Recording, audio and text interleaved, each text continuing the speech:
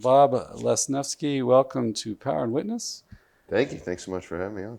Yeah, we had you on Life on the Rock, and just want to start with a little backstory about your own journey. Maybe let's go pre-Denver. Say, did you were raised in a Catholic home, and Yeah, I was raised in, um, I guess a pretty Catholic home. My parents were both really involved in the our parish and that kind of thing. um, when I was kind of finishing high school, my parents split up, and that was kind of a train wreck because it was uh, they were both very churchy people, and so that was kind of a big blow for me and my siblings. you But were you were out of high school, or you were still? I was finishing high school, so it Oh, was kind of that summer going into college. uh, But it had been kind of imploding for a few years, and there was a lot of mess without getting into all of it that came along with that, and yeah, I think just at that point it was I felt very broken, discouraged. For me, I instead of turning to God, I kind of turned to girls to fill that hole, and it just I wouldn't say I lived a life of debauchery or anything like that, but I definitely was looking to have my heart satisfied, you know, elsewhere from God, and yeah, but I had kind of gone on a retreat when I was junior high or something, and that was when I decided I want to follow God. But it was really convenient in high school to when popularity or other things kind of seemed more attractive to not be following God very closely. But in the end, that the event of my family kind of imploding there, it actually did eventually, I think, push me into the arms of God.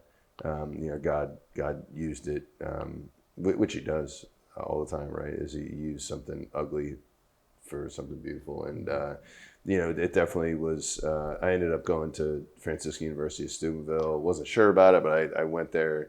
My mom wanted me to check it out, and it was there that I realized I needed to kind of really fully give my heart, as broken as it was at the time, to God, and it was there that I kind of felt like I heard this call in my life to do ministry to young people.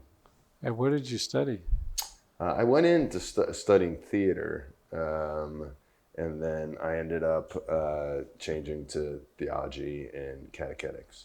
Mm. So that's where I met my wife there. Um, but yeah, really felt like God kind of satisfied some of my desires, for different things that I thought was cool, and things that interest me through theology and catechetics. I love working with young people. It's all I've ever done now, but that was kind of, I feel like, the beginning of that call. Yeah. And were you in the class with Stefanik and Jason? Yes, yes. Jason, I was in Jason Everett's class. Yeah, Yeah. Chris Stefanik was I think a year or two ahead of us, but was there at the same time. Yeah, Mm. there was a lot of man, great people there at that time. Matthew So Kelly, right? Was it? yeah, Matthew Kelly. I was in Austria with him. He was only there for a few semesters, but yeah, there were a lot of great people, and it Yeah. was an inspiring time to kind of be doing ministry.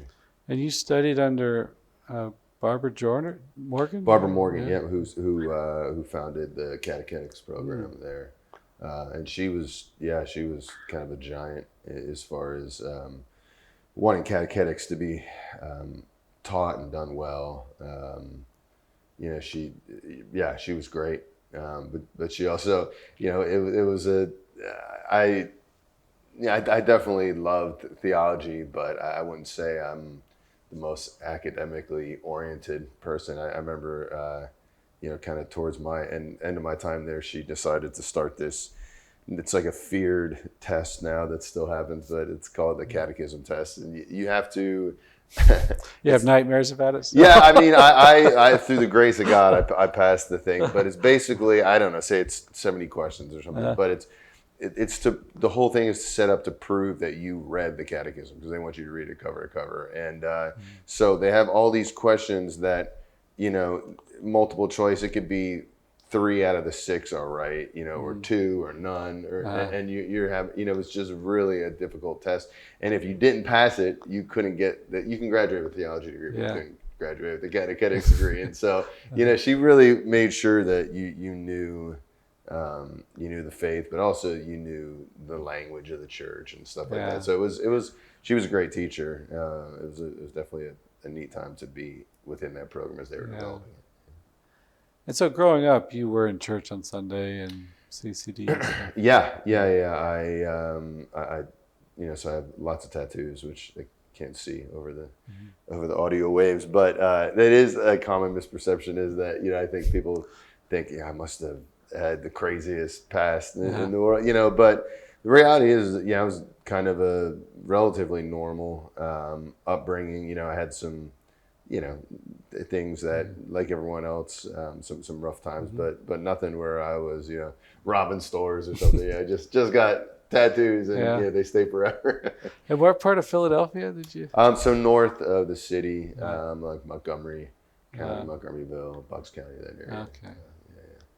Yeah, and you mentioned you spent some time at St. Charles. Y'all would visit it? Yeah, so I remember we a couple of priests that were at our parish that would like to take people down, and I would go down sometimes with one of those priests for I have dinner, and then we would hear the guys do, I guess it would be Vespers. I'm trying to think what it would have been, but they would sing night prayer in the chapel. I thought that was so cool. And there was, I have a lot of memories of it being, snowy. So it must have been something that they did in the winter. But I remember seeing a seminarian on his skateboard in that tunnel that's connecting those buildings, and thinking, wow, this is so cool. Like maybe I could be a priest. It actually made me think, like, oh, all right, these guys are normal guys. Like it was a really kind of formative memory, going to St. Charles, because I thought like it was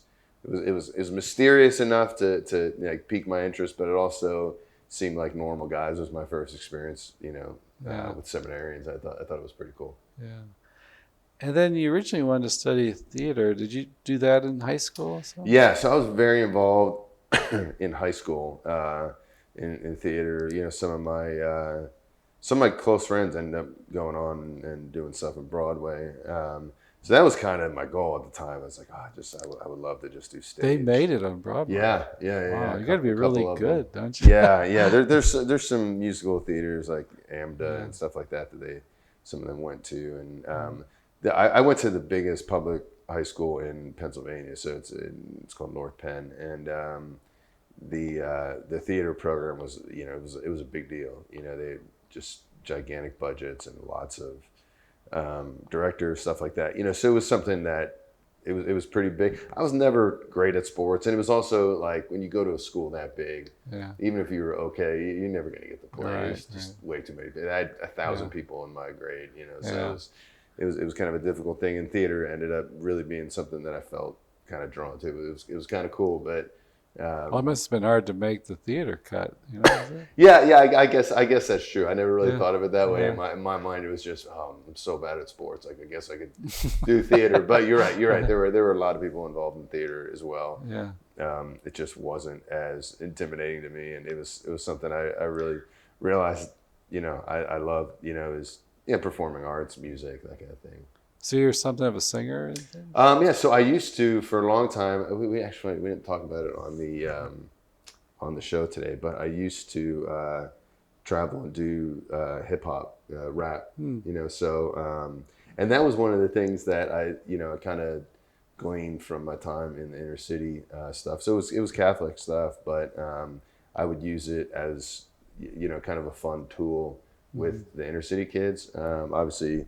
That's kind of a big thing to them, and but it was also it's very lighthearted, improvisational, and so with that, I ended up getting booked at other parishes and dioceses. Would have me do things, and then I was like, oh, maybe I should do this for a little bit. And so there were a period of years that's all I did actually. I stepped away from the parish and just traveled, did music for a few years, and it was good, but then it was just a little too much travel for me. Were you married then? Or? I was, yeah. We were.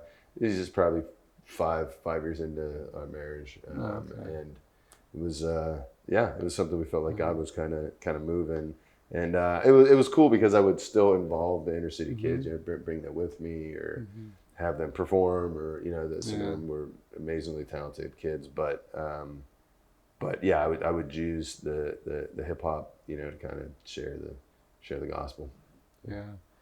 And like acting itself, what drew you to that, to be on stage? And to me, it seems terrifying. To have to cry on stage or something. Yeah, it just seems. I think it probably was that kind of thing. I remember seeing some actors that I was like, man, it's so cool that they're able to be so raw and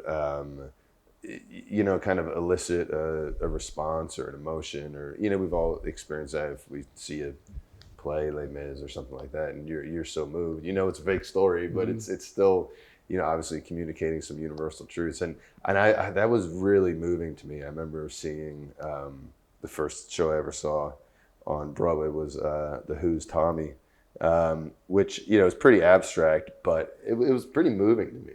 Just to to experience something like that through music and script and acting, and I think I like being a part of. I mean, I guess in a way there's some, now that I'm saying it out loud, there's some crossovers probably with what I like about ministry, to be able to kind of help elicit a response out of people. Now to God, but as opposed to just for the sake of emotion's sake. Yeah. And so in all of this, you went to Denver, right? World Youth Day. Yeah. So Jim Beckman, whose name we mentioned right before this, he was at Steubenville, and he had mentioned to me, I had met him at a conference when I was a little younger, and he called me, on the phone and said, "Oh, the university is going to take, I don't know, 10 buses or 17 buses." So it was a big thing out to this World Youth Day. I didn't know what it was. So you were... I would have been in high school. High school. Okay. So I was finishing high school, and I don't think anyone really knew what it was. At least my age. I never. Now we're kind of familiar with it, but it just sounded like a cool trip and sounded fun. I like Jim. I got a couple of my friends to go with me. And you always think of retreats and stuff like that. You're like, well, we'll meet some girls, and it'll be fun, And it just ended up being one of those scarring, moments in your life that you look back to a lot of times. Today at Mass, just thinking about some of my memories from there. But it was, a first powerful encounter that I had, like connecting myself to St. John Paul II, but also just I think as a young people to see, wow, like I had never seen the church like that, especially in America, and it gave me so much hope, so much excitement that I wanted to be a part of. I didn't know exactly what it was, but I wanted to be a part of it, and it was really cool. So we just took buses, we slept. I remember we would stop and just sleep on floors at like schools and stuff. It was like a pilgrimage and in every sense, and so it was pretty neat. Like as a high school kid, I felt like to experience it. Yeah, and the Donna singing "We Are One Body," and that was like an iconic moment. Yeah. I mean that song is overplayed as it got, and by the end, not at that moment, but 10 years, 20 years later, you're still like, oh, stop singing that song. But for so long, every time I would hear that song, it really kind of brings you back to that feeling of being there, and the church kind of rallying around. That song was really really beautiful. And you described it as scarring, though? Yeah, I mean, I think scarring in a good way. I know that I guess an odd choice of words, but something where it's like, man, there was it kind of changes you. Yeah. Like not easily forgotten. I guess there would have been a more apt way to put it, but really left an imprint, on my life. Yeah. And today is the feast day of St. John Paul II. I preached at the noon mass, and I mentioned in there about at Cherry Creek State Park, him going up those steps. Do you remember that? Were you there? Did you see it? I don't know if you could see it even where you're at, or. Yeah, I do remember that.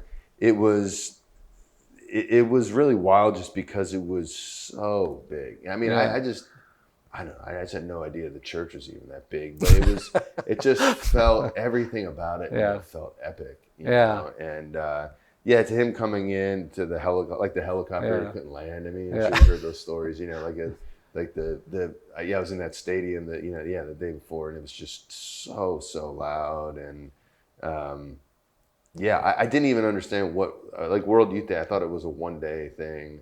And then, it was like a couple days in a row. Everything about it was like mysterious and weird and wonderful. But it didn't. I didn't know. Didn't get to see it from, I guess, like a bird's eye view, like you were describing it. Yeah. But you knew in the moment that it was like something big was happening. Yeah. This was like a big deal. It kind of felt like you showed up at Woodstock or something. You're like, wow, this is going to be... That's what they call it, Catholic Woodstock. Yeah, it really it feels like that. People are smelly. There's not enough porta pots. In that sense too, it's like, man, it's a wild experience. But it was pretty formative. Yeah, we had a guy in the community for a while that he went, and he wound up getting this terrible sunburn and blisters on his. He had to be taken off in an ambulance. So he had this bad experience. But there were a lot. I remember at that closing mass that it was so hot, and there kept being people that would get taken out on a gurney because they were passing out from the sun. The sun was a big deal. And then I remember we ended up having to hike that last day, like almost 10 miles to get out cause everything was just so crowded in the streets. No one would there. Like, you're going to have to hike back to your buses. And it in my mind, it took 10 hours. I'm sure it didn't, but it was so long. And you're carrying gear. Yeah, you're carrying your gear and, you don't have nice backpacks or anything, right? You just got something exactly. I think the longer you're going, people are just leaving that stuff. And there's just stuff everywhere. It was really like, it kind of devolved quickly into just a mess. But as a high school kid, you can handle it. You can put up with a little mess. Now it's like I went to a few, like as an adult, and I'm like, man, I cannot sleep out in this field again. Like this is just. I know it. It's beautiful and it's a great time of grace, but it's like there's only so many times you could sleep in a field, with a million other people before. Yeah, it's too much. I was in Lisbon this last one, and one of the brothers sent me a clip, or it was just a YouTube of his closing homily at Denver. And, I watched the whole thing, and I was kind of amazed, because he studied theater, right? He was an actor and everything. And I felt like he was so casual. He's like holding the text in his hand, and sometimes he might pause and repeat something. But it wasn't like this huge theatrics at all. You got the feeling he's just delivering the homily, just kind of talking. And, I thought, and he would say, people would ask him, how do you connect all these young people? What's drawing these young? And he said it's the Holy Spirit, is working. And he draws them because, definitely you could see clips of him giving dramatic homilies and stuff, but I was kind of surprised how subdued it was. Yeah, that's interesting. Yeah, and but I don't know. It kind of, I guess it just really struck me as this isn't some show. Yeah, right. He came out and threw some red meat to the people, something to really feed the people. Right, right. And I remember feeling like that. Like, man, would not be waiting with bated breath, normally at my Sunday homily, but I remember us all being, around like a radio because they were translating it and stuff like that. But I do think, obviously the Holy Spirit is at work, and there's something powerful happening like in that moment. I remember one of the other ones I went to was in Toronto, and that was, and I was actually with Father Dave Bavanka at that one who you're talking about earlier. But I remember it started raining, and we just were trying to. There were probably 10 of us under this little tarp, and it was in the mud and all this kind of stuff. But he had Pope John Paul II had. That's when he had said that you're not the sum of your weaknesses and failures. And I remember at that moment writing it, on like in the cover of my Bible, like, oh my gosh, what, that really cut me to the core. What a great, great message. But like to be in real time in some of those moments was pretty neat. Yeah, I was at that one too with a group. I was like a handful of one of the chaperones that were there, and we were out there, and I remember him saying, it's like to the Saturday night evening vigil. He goes, "Now don't go home." He'd say, and I remember I just felt this surge. Yeah, we're with you. Right. It really is a wild thing. Yeah. And he was such a. I was thinking about this during Mass today. Like he was such a grandfatherly figure. I feel like to in my life, it was like the Pope that I knew, my whole life basically, and. I just remember just that same kind of love that you would have for your grandfather. Like it was kind of an intimate, even though like I never touched the man before, and never sat down and had a conversation with him. But there was a like kind of this intimacy that was really that you could tell everyone is experiencing that. Like in his pastoral words and in even just the tone of his voice. It just you're right, the Holy Spirit. Doing something. Yeah, and I felt he was like, as George Weigel titled his book, Witness to Hope. He was such a sign of hope because he just seemed like, he just had this holiness, this solidity about him that, and I just marvel at how you could have a pontificate without any. I mean, there was some controversies, but nothing, serious. I mean. People make whatever about this CC thing. I don't know what happened, but he defended a CC, in the book. I think in Jevish's books they talk about it. But so I mean, to have that length of pontificate. I mean, you had the church scandals, but sure. He wasn't in charge of all that. But even that, I'm sure you've thought about this before. But I had someone pointed out, like when he was. That 1 year where he was just apologizing, for, and that was pre, I feel like that just this repentance, kind of was a precursor to all that, which I think, man, how appropriate now in retrospect that, because I remember some people being annoyed that there was just such a heavy focus on repentance. And, I think that was like leading up to the Jubilee year. Yeah, right. And then, it wasn't long after that, we were like, wow, that was the right way for us to, for him to lead, was with repentance, not knowing now what, we were going into. Right.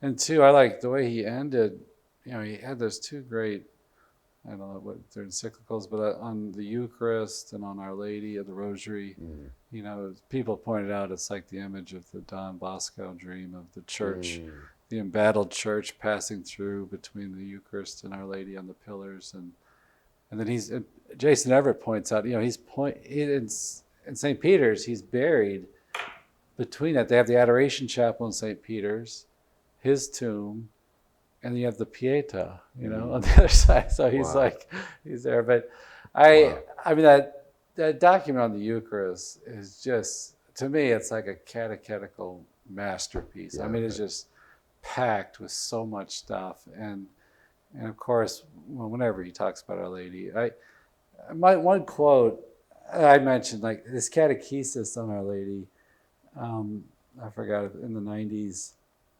It's just masterful, and it has like the right amount of kind of boldness about, her co-redemptrix are suffering with, but she doesn't cross any lines or go too far. And it's just so powerful. And but yeah, the way he could write about these things in such a clear and solid way and just cover the bases, it's just like he says it, and he's always just careful to avoid the extremes. Sure. And he anticipates them and stuff, and it's just such a solid teacher and careful thinker. Yeah, we're so blessed to be alive during that time. What a great time. And I've heard these stories on more than one occasion. Like, I know a priest that he visited. He was in the receiving line after Mass, and it was I think it was one of the CFRs. I think and they were just starting their community, and the priest was fearful of the rocks, that the raft might break up on the rocks, so to speak, and John Paul said, something like, "Don't be afraid," gave him a rosary or something, and he walked off, but he turned around, came back, and said, "Don't be afraid," and now that I'm thinking too, it might have been that there was a guy up in the priest. I think another story like that was the priest who ran the retreat house of the Archdiocese of New York. He told that kind of story, but anyway, and he would say, Weigel's book. I mean, I read that, and that was, Weigel just packs so much theology and history. I mean, that book is so anointed, and by subsequent books, Weigel's written, it just seemed like John Paul really loved the book. I feel like it really got his approval, and so to me, it was just a great presentation of him.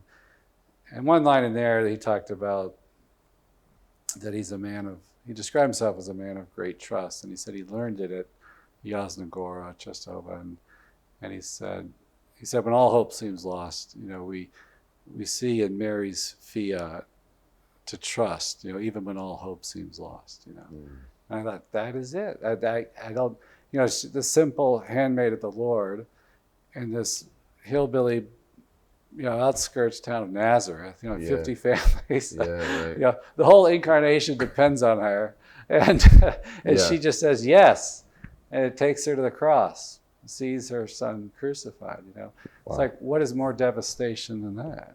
So we say yes with Mary, she strengthens us. And I've just experienced that so many times, and it's like, he just, to me, just pulled back the veil on all that. But he was a gift, for sure. So, and again, in your story, like, you get married. How did you meet your wife? You were at the catechetical program, you said? So my wife is funny because so she was a year ahead of me. We were in Austria studying, because the Franciscan University has not just a campus in Steubenville, but they have this campus in Gaming, Austria, which is a Carthusian monastery. And at the time, it had maybe just been going on for a couple of years, and so the program was relatively small. You're over there with maybe 100, maybe less at the time, students, and so I didn't really know her until we went there.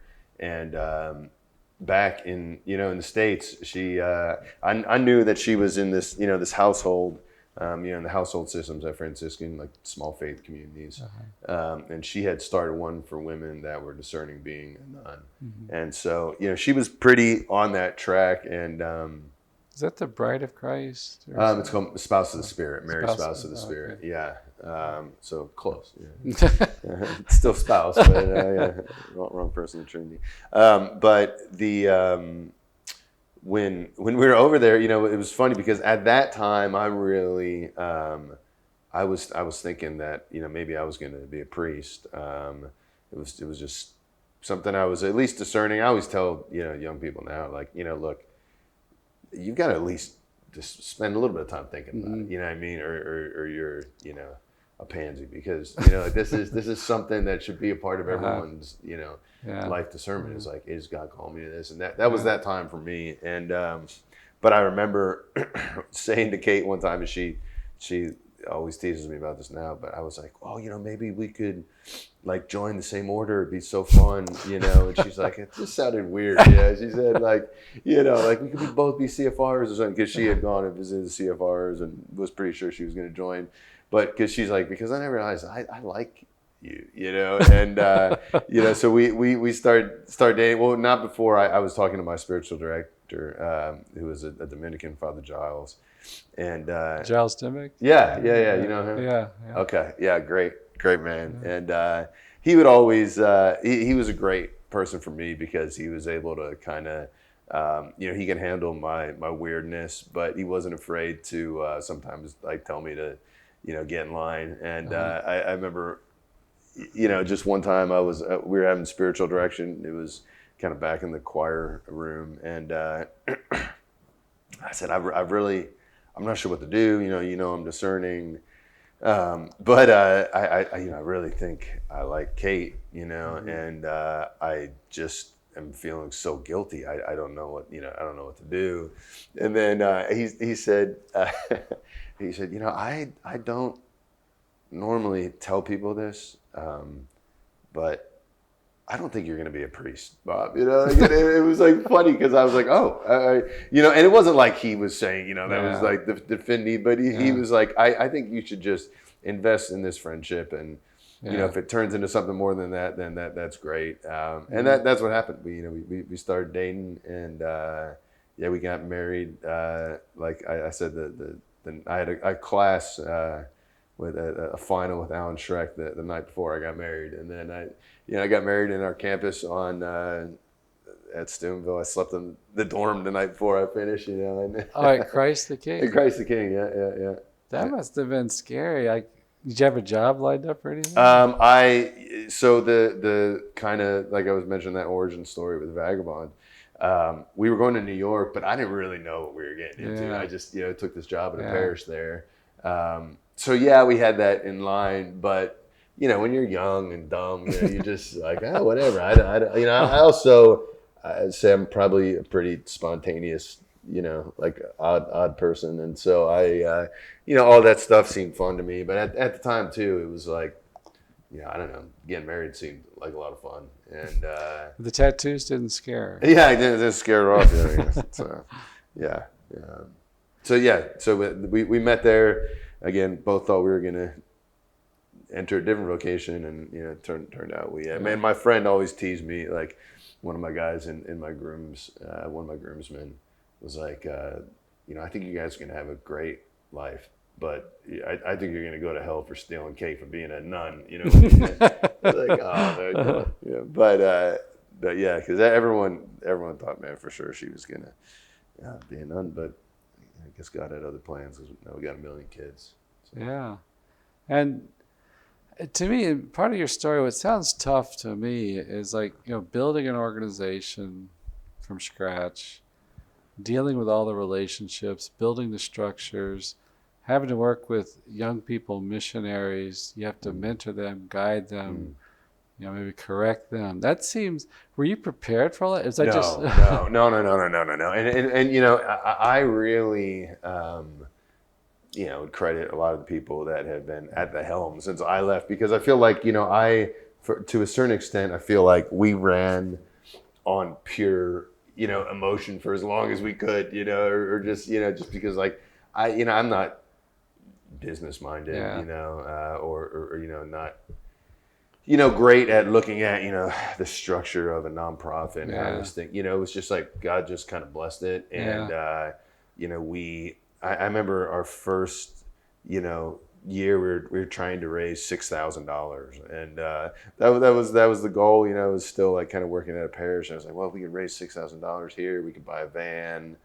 It was an old, junky van, obviously. But like, I think in the beginning, I don't think there really was a whole lot of thought of self-preservation. I didn't think, well, in 10 years, or in 20 years, and now, like that, this thing is going to be around, so I'm going to lay the foundation. It was just like, I just wanted to get some people around us that were willing to kind of take a risk and live a completely missionary life. In fact, when we first started, I wasn't even going to have money a part of it. I was like, well, we don't need to pay people. People could just, like thinking about the lives of the saints or whatever. And you think like, we'll just have people that want to see this kind of impact of the gospel in these marginalized areas, and we'll live together, and we'll change a city, you know. And so it was funny, the way that I think in the beginning that I didn't have any of those things you mentioned about, the ability, I think, to structure that. It was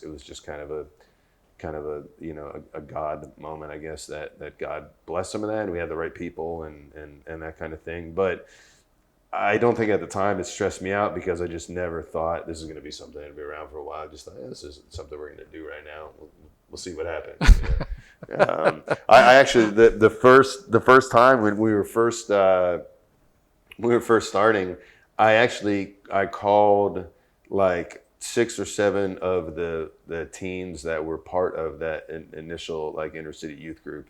That because when we were starting that right out of college, and to this day, I don't know that we've ever had a more anointed time. Like I remember, there was one year there's over 20 kids in RCIA.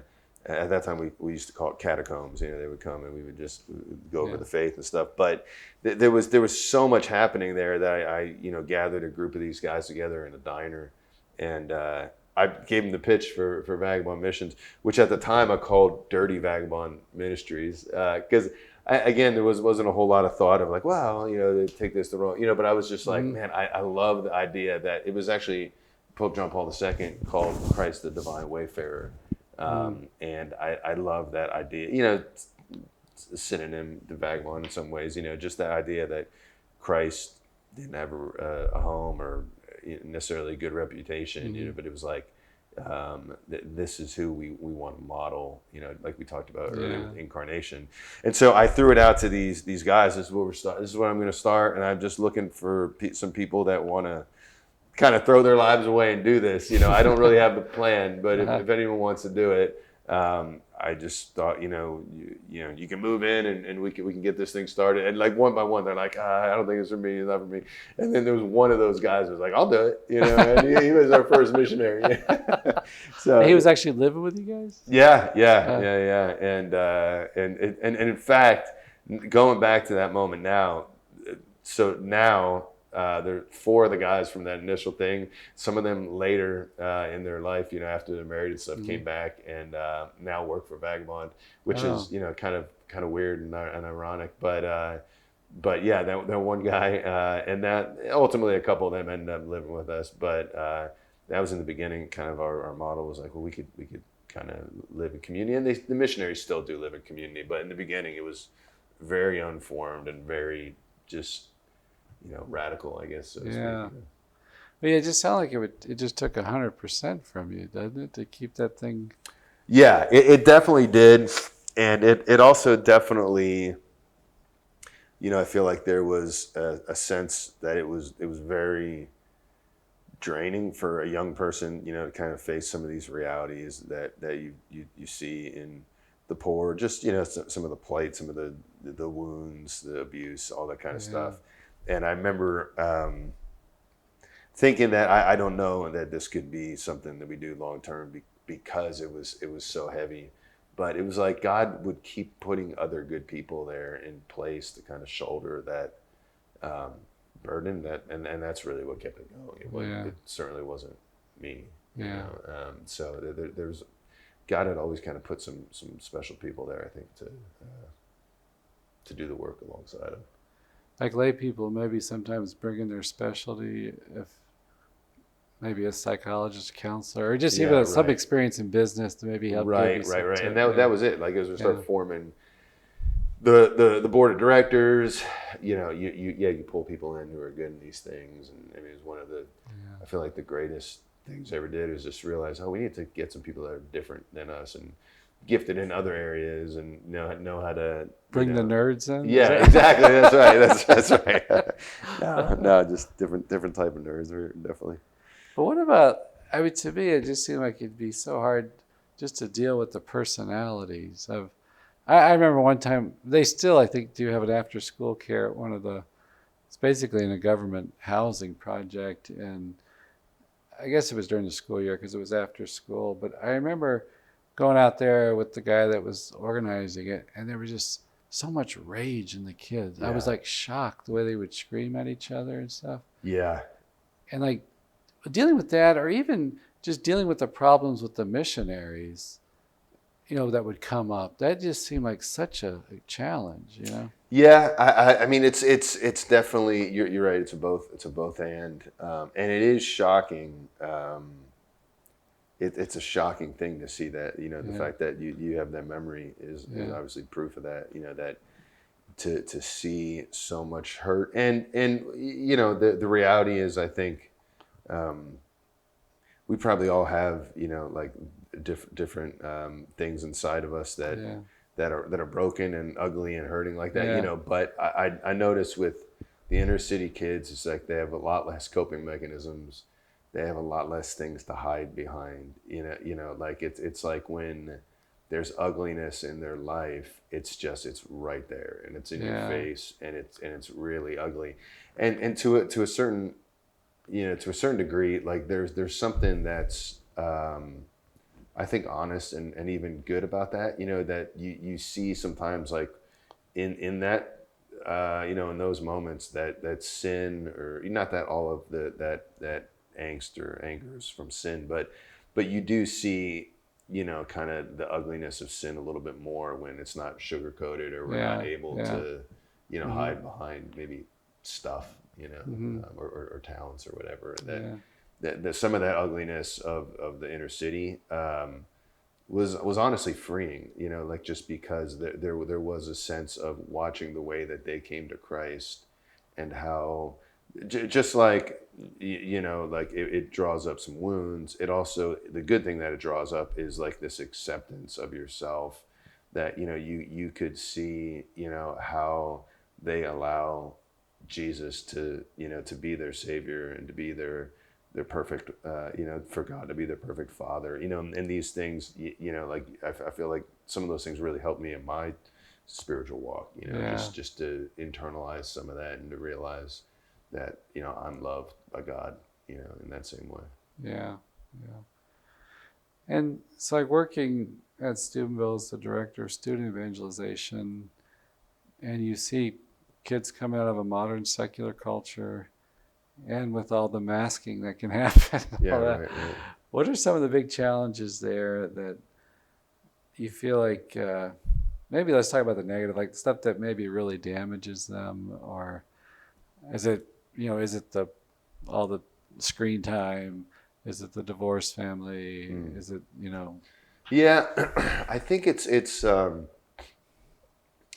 because I was talking to my father-in-law about this, who could tend to be more negative when you look at, all the problems facing the modern world, modern church, just modern young people. And I think it's almost like a hopeless thing for him to see, like the look at how much pornography is there. Look at these kids, like just, the screen time, all this part of culture is very broken. But the one thing I was telling him, there's no sugarcoating that, those things are evils that are running rampant and in a lot of ways, I think a really poor part of the culture. But the one thing that I, on a hopeful, not to turn to turn the conversation, but that I see with the students is where, I know, like for me, for instance, I got my first cell phone, as an adult, and I wasn't used to, I didn't grow up with the internet, you know what I mean? And so you start to, I don't know exactly, as we start having kids, I'm like, I don't know exactly how to parent a kid through this, because like, I didn't go through this. You could think of, how to walk a kid through if he's getting bullied at school. Yeah, I could remember that, or maybe, different things like kind of on a natural level, but I never had a cell phone. I never had internet access. I never had, and obviously there's things that you could do, I think, to parent your kid well, but I think they're going to do a much better job of parenting their kids, through it, because they've faced how hard these challenges are. Like I think of I just had 2 kids get married, and I think Yeah, I'm really proud, and I see this at Steubenville too. You know, it's just a lot of the amount that of times that I'm with a student and they have their phone out is it's rare. You know, I would say they're just because they're starting to learn. You know, like you just leave it put away, or you know, try and you know what tools, what bumpers can I put on to avoid you know pornography, different things like that, and I think they'll actually do much better. I mean, at least that's my hope, is that there'll be some self-correction within the culture there. Yeah. But those things, those are the evils for sure. Yeah. You know, is that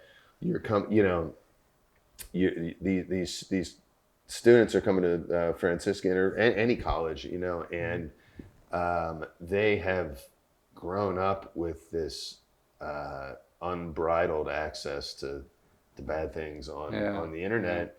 And I don't think any of us realized how bad it was, you know, until, you know, recently, not at Steubenville, but any of us as adults, that, you know, man, there's a lot of young people that have been looking at pornography every day since like middle school, you know? Right. And I relate it to if you were to eat, you know, for 10 or, you know, whatever, 15 years or 20 years, whatever, eat a radioactive breakfast, you know, and eventually something weird is going to happen. Yeah, right. Not too far from radioactivity, but you know, eventually something really bad is going to happen. You know, I mean, you're going to grow a third eye, or you know, like lose your feet, or something. You know, and in the same way, I think that's one of the things we see now, too, is you know some these heinous things that you know, crimes, different things like that. I think some of that is all just. It's fruit of life, you know, addicted to you know pornography and stuff like that. So that's a very, very difficult thing to face. Yeah, it seems like they have a fraternist group in town that's big. It was the biggest. I don't know if it still is, but it was like the biggest chapter in the country. And I remember they, you know, they initially talked about it as like helping teenage boys, right? But then there was this discussion about it was like just as much for the fathers that would come to the meetings. That, you know, fathers are encouraged to be there, and it's almost like just to help connect fathers to their kids, you know. And it just seems like, you know, the things that separate that linkage.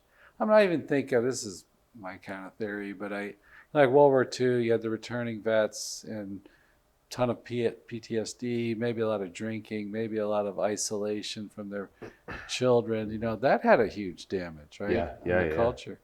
And so this is another struggle. You know, we have now, you know, maybe the alienation, isolation of the screen time and separation and lack of just talking or communicating, you know, at the dinner table every night. And I say too, it's like, you know, I was growing up in the 70s and 80s. You know, we're basically kind of watching the same thing on television, right? And you could talk about that. Yeah, right. You know, when Fonzie jumped the shark, you know, whatever it was, or All in the Family. And now everybody can get in their own little entertainment ghetto. Yeah. You know, and I've talked to. Interesting. Yeah, it's like it's kind of further separates us, right? And I could find my niche stuff, whatever. But then too, the scary thing too is I've talked to more than one set of parents that, like, their kids got into these internet ghettos, like maybe promoting transgender stuff, you know, and the sexual identity questions, and because they found some kind of community there. They were isolated. They found it there. They get radicalized and maybe led into these behaviors and things. And it's like, whoa.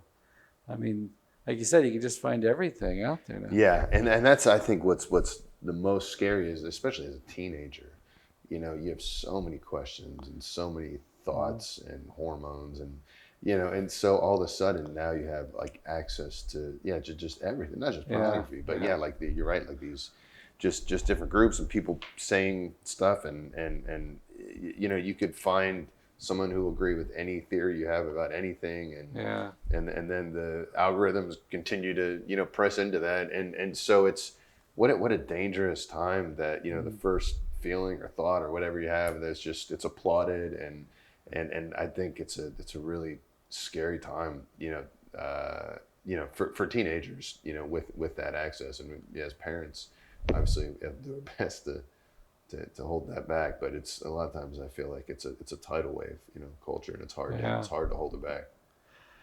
And the flip side, and I joined the community here at EWTN in '94, and so we've always had people coming through the network that had ministry and stuff. But I just feel like it's just been an explosion of like the role of the laity. And there's so much good stuff out there. There's so many good websites. There's so many good YouTube channels. There's so many good podcasts. There's books, I mean, there's so much great material. I went to Colorado School of Mines, graduated early '90s outside of Denver, and there was like a little Newman house that we would have mass. I forgot how often it wasn't. I don't think it was every Sunday, but there was so little there present. I mean, now they have focused missionaries. They have an adoration chapel on campus, and I remember like my jaw just dropped open. I said, "Wow, if that would have been here when I was here, that might have really impacted me." And so, I think focus, just alone is such a great source of hope. It's just present on so many campuses. You have something to plug in. So there's a lot of great stuff, but it seems like it's just a big catch up, trying to catch, and then to the struggles of the family. It just seems like it always comes back to that. But, you're right. That is a real positive thing to think of. Like how much access to good things is available now too. You're right. That's a really positive thing. Yeah. And so some signs of hope that you see that encourage you, that maybe in the morning you spring out of bed and click your heels. I mean, is there something that? I mean, I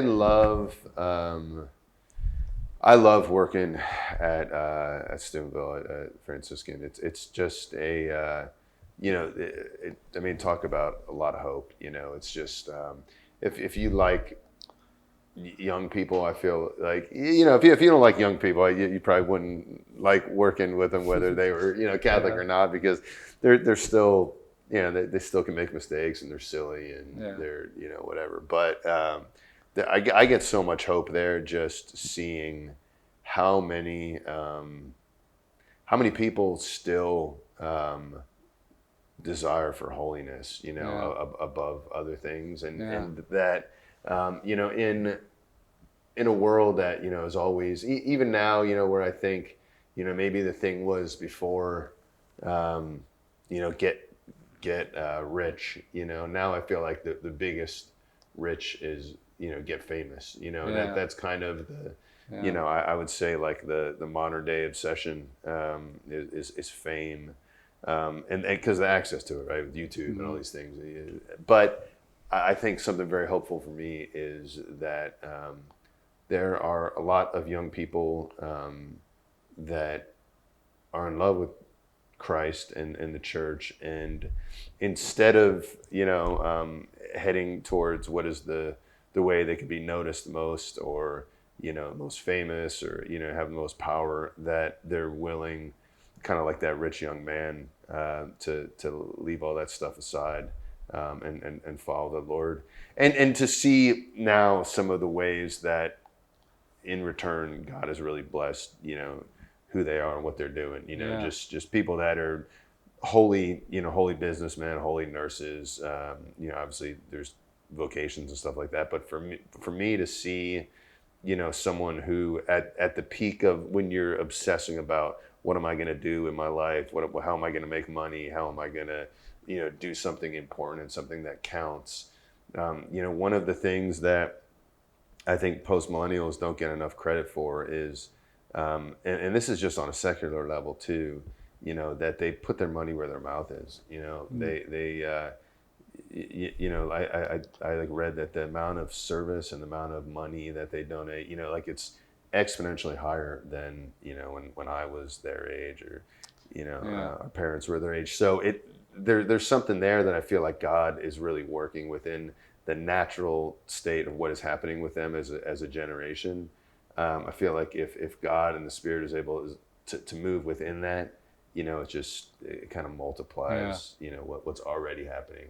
Their desire to make their lives count, their desire for justice, their desire for these things, it's a really exciting thing, I think, to be a part of.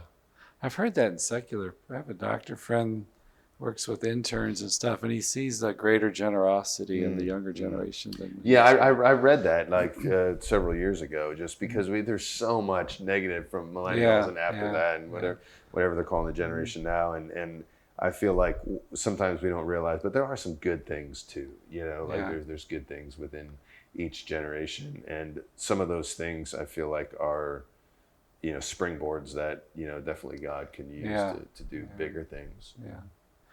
I think Mother Teresa said it, that with every newborn, it's a sign, every infant, that it's a sign that God hasn't given up on the world. He keeps sending life. And I kind of, you see that in young people with their openness, their generosity. I always say too, it's like they don't have anything, right? So they're not held back. They haven't built an empire, whatever. So they have this freedom to give themselves to something and be behind causes and jump on board with things and just a witness to the joy of the gospel. That they get excited by it and excited about the message and things, and that's a great sign of hope.